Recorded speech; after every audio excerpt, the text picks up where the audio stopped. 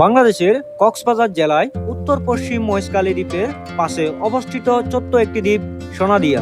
প্রায় 9 বর্গ কিলোমিটার আয়তনের এই দ্বীপটি সাগরের নীল জল সোনাদিয়া দ্বীপের ভিতরের দিকে একটি খালের মাধ্যমে প্রবেশ হয়েছে।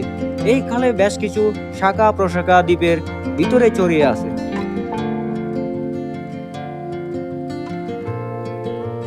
সাগরের লবণাক্ত পানির কারণে দ্বীপের মাঝে ছোট্ট একটি প্যারাবনি সৃষ্টি হয়েছে।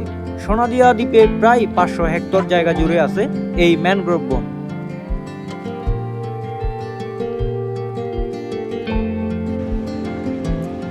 এই দ্বীপে 2000-এরও অধিক মানুষ বসবাস করেন। তাদের প্রধান আয়ের উৎস হচ্ছে মাছ ধরা। তারা মাছ ধরে জীবিকা নির্বাহ করেন।